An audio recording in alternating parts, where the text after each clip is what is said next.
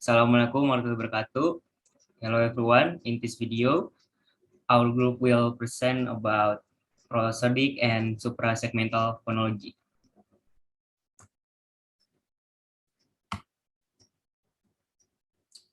But first, I would like to introduce the group members.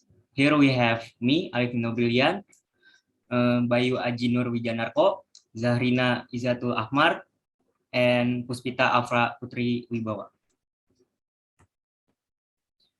And here are the features of prosodic or suprasegmental. First one is stress, second one is pitch, the third one is intonation, the fourth one is tone, and the last one is length.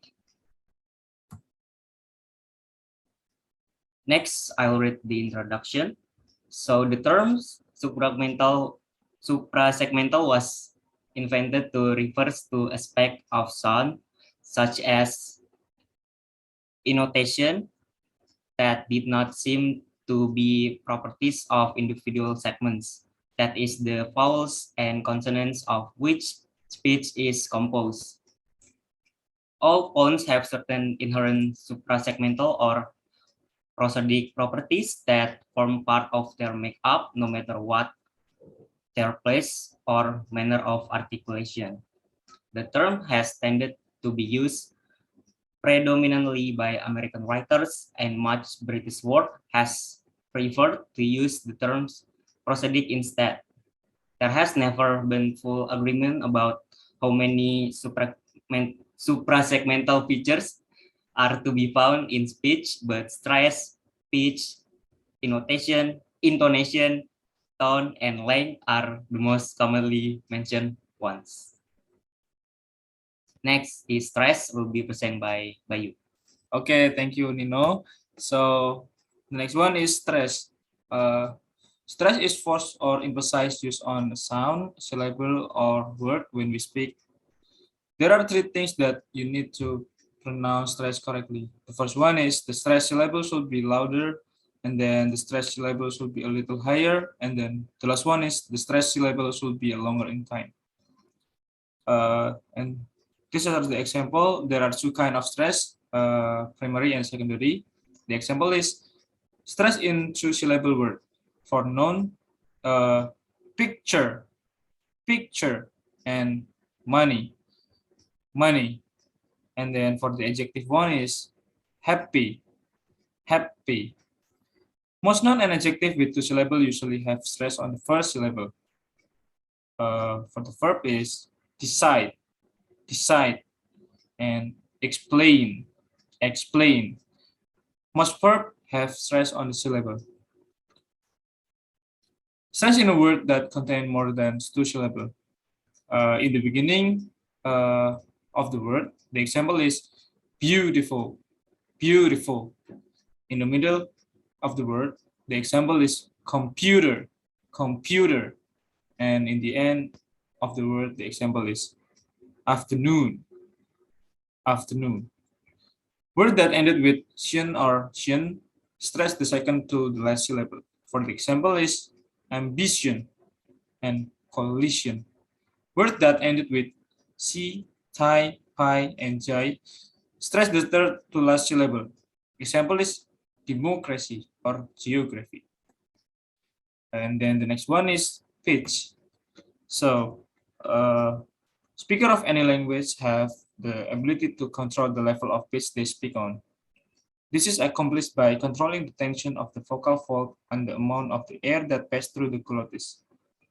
The combination of the tense vocal fold and greater air pressure result in higher voice pitch on vowel and sonorant consonant, while less tense vocal fold and lower air pressure result in lower pitch. So basically, pitch is a relative highness or lowness of a tone perceived by ear. For the example of low pitch is how are you? And then the mid example is what are you doing? And then the last one is high. For high example is where are you?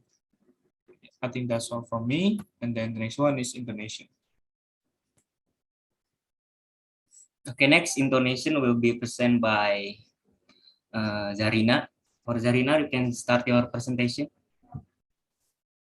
Okay, so the third one is intonation.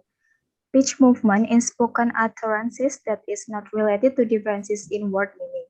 For example, there is no difference in meaning when English says seven, whether it is pronounced with a rising pitch or falling pitch.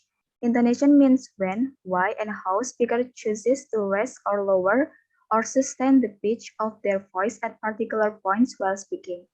Intonation serves to convey information of a broadly meaningful nature. For example, the falling pitch we hear at the end of the statement signals that the utterance is complete. Uh, there are four kinds of intonation. The first one is falling intonation, such as statement, open the door please, or W and H questions, such as where are you going? The second one is rising intonation, such as yes or no question, are you happy today?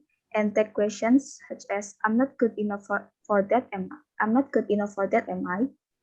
And the third one is rising falling action such as I love you but you love her. The fourth one is falling rising action such as don't cry.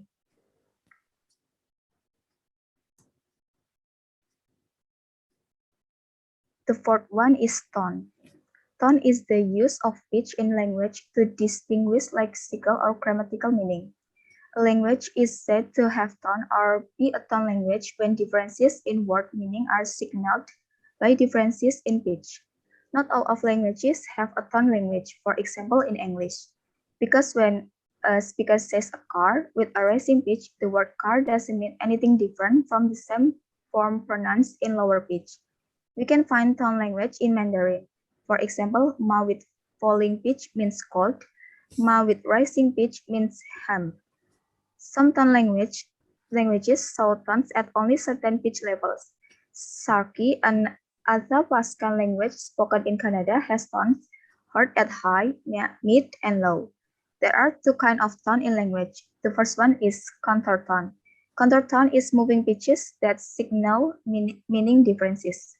The second one is register tone. Register tone shows at only certain pitch levels that signals meaning differences. Okay, thank you, Zarina. Next slide will be presented by Afra. For Afra, you can start your presentation. Okay, thank you, Nino.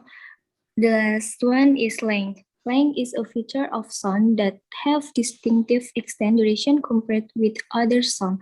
Length in Arabic, the word pronounced amin is different from amin. Meanwhile, amin is different from amin. And the conclusion. And so guys, I will give you some conclusion about the discuss prosodic and suprasegmental phonology. Suprasegmental, also called prosodic in phonetic, a speech feature such as stress, tone, pitch, intonation, and length. The function of prosodic and suprasegmental phonology is to speech meaningful and effective. And the element of suprasegmental, the first is pitch. The first is stress. Stress is force or emphasis used on sound, syllable, or words when we speak. The second is pitch.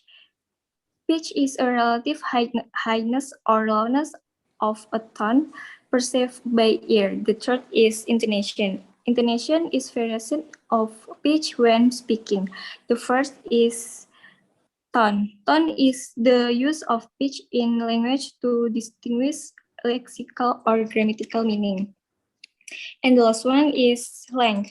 Length is a feature of sound that have distinctive extend duration compared with other sounds. Okay, thank you, Afra. That's all from us, guys. We apologize if there's any mistake. Thank you for your attention and wassalamualaikum warahmatullahi wabarakatuh.